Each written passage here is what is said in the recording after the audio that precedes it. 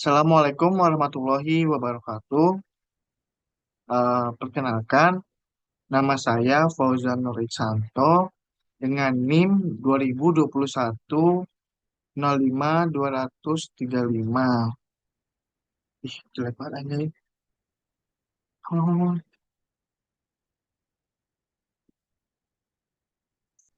hmm.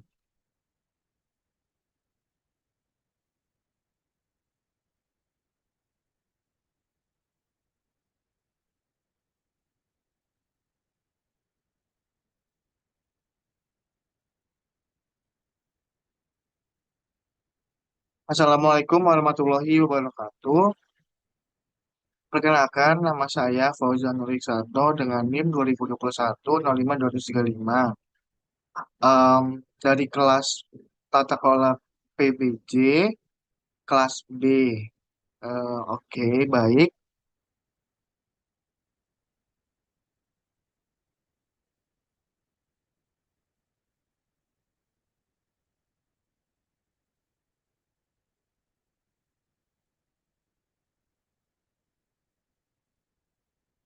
Di sini saya akan menjelaskan hasil laporan praktikum saya mengenai analisis pengadaan barang dan jasa pada pembangunan RTH Taman Maju bersama lokasi 4 di Provinsi DKI Jakarta.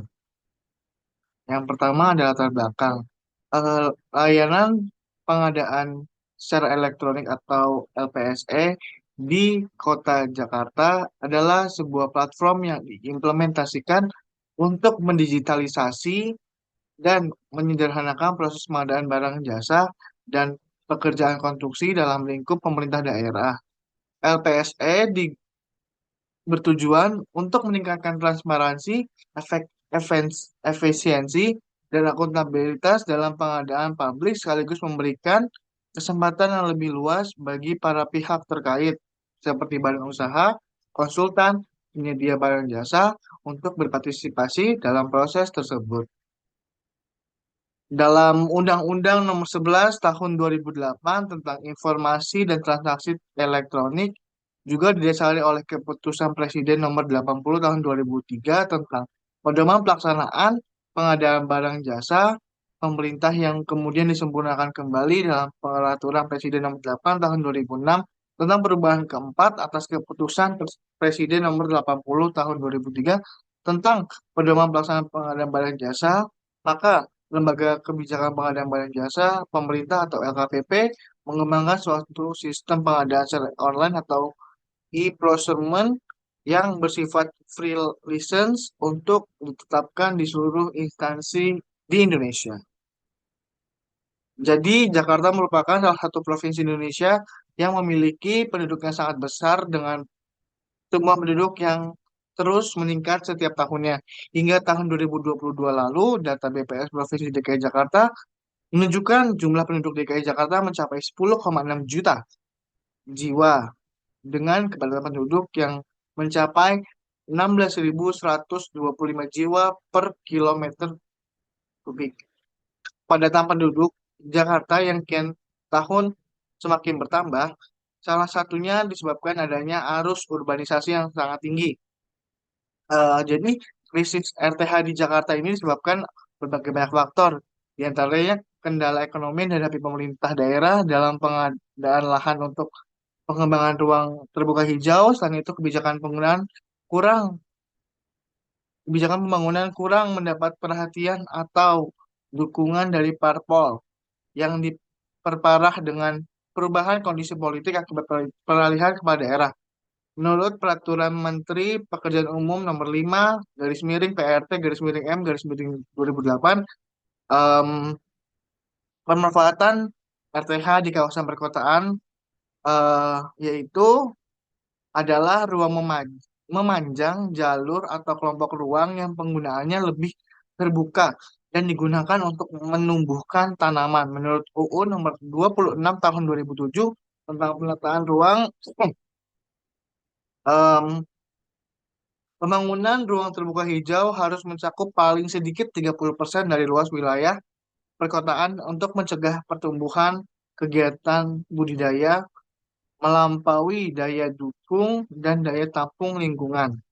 Jadi di sini ada hasil pengamatan. Hasil pengamatannya itu, jadi saya mengamati website lpse.jakarta.go.id, di mana website tersebut terdapat beberapa fitur, diantaranya ada beranda, cari paket, regulasi, konten khusus, daftar hitam, amel, dan kontak kami. Dan pada bagian beranda terdapat bagian yang mana isinya ada tender, non-tender, dan pengumuman berita. Selanjutnya, di sini pada bagian cari paket yang dimana dalamnya terdapat fitur tender, non-tender, pencatatan non-tender, pencatatan swakelola, dan pencatatan pengadaan darurat. Dan di sini saya mengambil paket tender yang terdapat pada gambar tersebut. Jenis pengadaan, terdapat fitur yaitu adanya jenis pengadaan, nama kementerian, lembaga, PD atau instansi lainnya, status kontrak, tahun anggaran, pemenang kontrak, dan kontrak. Em, Selanjutnya terdapat hasil pengamatan, yaitu di sini saya memilih paket tender, di mana tender tersebut yang dipilih pada tahun 2023 sebanyak 176 paket. Nah, di sini saya akan menganalisis pemilihan pengadaan. Di sini saya menganalisis paket tender 2023 di DKI Jakarta, yaitu pembangunan RTH Taman Maju lokal, Taman Maju bersama lokasi 4, dan di sini saya akan menjelaskan mengenai pekerjaan tersebut. Dari latar belakangnya itu, sesuai dengan amanah pengelola ruang terbuka hijau dalam Peraturan Daerah Nomor 1 Tahun 2012, tentang RT RW Provinsi DKI Jakarta 2030. Maka pemerintah Provinsi DKI Jakarta terus berupaya melakukan peningkatan kualitas dan kuantitas RTH di DKI Jakarta. Dan oleh karena itu, pada tahun anggaran 2023, Dinas Pertamanan dan Hutan Kota Administrasi Jakarta Selatan melakukan kegiatan pengelolaan keanekaragaman hayati kabupaten atau kota yang meliputi pengelolaan RTH, pembangunan RTH, taman lokasi 4 atau taman bersahaja. Hasil dari kegiatan pengelolaan RTH ini berupa taman yang diharapkan memiliki manfaat dan berkelanjutan tinggi bagi aktivitas masyarakat di luar ruangan, tidak hanya terkait kualitas lingkungan dan sosial, tapi juga menjadi identitas kota. Nah, di sini ada maksud dan tujuannya. Jadi maksudnya itu, eh, ya tadi sudah disebutkan, maka eh, di sini adalah menambahkan kualitas dan kuantitas RTH di Jakarta Selatan dengan eh, selesainya adanya kualitas yang ditentukan pada tahap ini dalam waktu yang telah ditetapkan. Targetnya yaitu pengelolaan RTH, pembangunan RTH Taman Lokasi 4 atau Taman Bersahaja untuk meningkatkan kepuasan masyarakat terhadap pengelolaan RTH, eh, dengan taman yang optimal secara estetis, sosial, dan ekologis oleh pemerintah Provinsi DKI Jakarta melalui Dinas Pertamanan dan Hutan Kota Administrasi Jakarta Selatan. Yang selanjutnya terdapat ruang lingkup. Yang pertama, ruang lingkupnya itu eh, terbagi dua, pekerjaan langsung dan pekerjaan harga satan. Dan berikut rinciannya.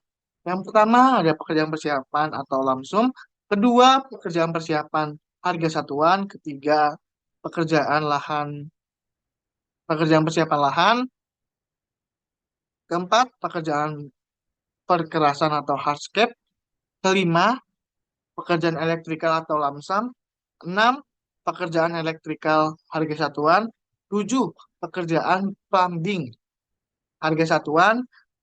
Eh, Selanjutnya, pekerjaan ini meliputi pekerjaan instalasi pipa siram taman. Selanjutnya ada pekerjaan penanaman atau softscape. Yang terakhir ada pekerjaan penyambungan listrik PLN.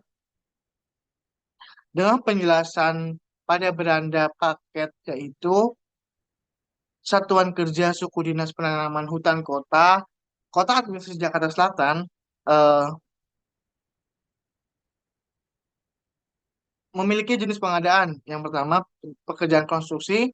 Selanjutnya mempunyai metode pengadaan yaitu tender, pasca kualifikasi, satu file, harga terendah, sistem gugur. Selanjutnya tahun anggarannya pada PBD 2023 dan nilai pagu paket sekitar 4,3 miliar dan HPS-nya seharga 4,3 miliar.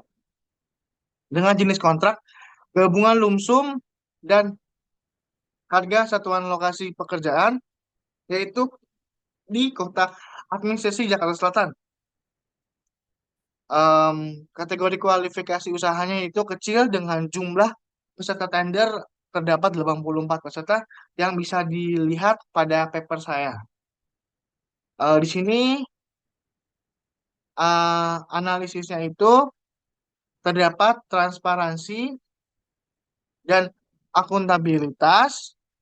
Yang kedua, adanya efisiensi penghematan biaya. Tiga, partisipasi dan peluang usaha. Keempat, ketertiban administrasi. Dan yang terakhir, peningkatan kualitas layanan. Dan di sini saya akan menjelaskan mengenai em, analisis tersebut. Jadi, yang dimaksud yang pertama itu adalah em, menciptakan lingkungan pengadaan dan yang transparansi secara akuntabilitas. Dengan adanya platform ini, semua informasi terkait pengadaan barang jasa ini termasuk dokumen, jadwal, dan hasil evaluasi dapat diakses oleh pihak yang berkepentingan. Hal ini membantu mengurangi risiko praktik-praktik korupsi dan meningkatkan kepercayaan masyarakat terhadap proses pengadaan publik. Kedua itu penjelasannya yaitu eh, penggunaan platform digital ini memungkinkan otomatisasi sebagian besar proses, mengurangi kebutuhan akan prosedur manual yang memakan waktu dan tenaga. Ini dapat mempercepat siklus pengadaan dan menghindari potensi kesalahan manusia. Yang ketiga, eh, informasi yang tersedia secara terbuka memungkinkan mereka untuk memahami kebutuhan pemerintah dan bersaing secara adil dan dapat membantu memajukan ekonomi lokal dengan memberikan peluang bisnis kepada berbagai pihak. Selanjutnya, ketertiban administratif. Dengan adanya sistem yang terpusat ini, pemantauan dan pelaporan yang dilakukan dapat lebih efektif dan membantu pihak terkait termasuk instansi pemerintah, lembaga pengawas untuk mengelola dan mengevaluasi pelaksanaan pengadaan dengan lebih baik. Yang terakhir yaitu em, dengan adanya peningkatan kualitas layanan tersebut dapat dievaluasi terbuka dan objektif dari berbagai pihak yang telah membantu memilih mitra lebih berkualitas dan memastikan pelaksanaan proyek sesuai dengan standar yang telah ditetapkan. Dengan melalui LPSE Kota Jakarta berusaha mencapai pemerintah yang lebih efisien, transparan, dan berbasis teknologi untuk meningkatkan kualitas layanan publik dan menciptakan lingkungan bisnis yang sehat. Nah, selanjutnya terdapat kesimpulan. Jadi, berdasarkan tersebut dapat disimpulkan bahwa platform ini menyediakan berbagai jenis pengadaan barang, jasa, konsultasi, Nah, pekerjaan konstruksi. Diverifikasi layanan ini mencerminkan kompleksitas kompleksitas kebutuhan pemerintah daerah yang melibatkan sektor konstruksi, konsultasi, dan pengadaan barang jasa ini untuk mendukung berbagai kegiatan. Dengan ini, PPS Kota Jakarta berfungsi sebagai wadah yang transparan, inklusif, dan memberikan peluang bagi berbagai pihak untuk berpartisipasi dalam pengadaan publik. Dengan demikian, LPSE ini memiliki peran yang strategis dalam menciptakan lingkungan bisnis yang adil dan terbuka, serta meningkatkan efisiensi dan akuntabilitas dalam pelaksanaan proyek-proyek pemerintah daerah. Sekian, terima kasih. Wassalamualaikum warahmatullahi wabarakatuh.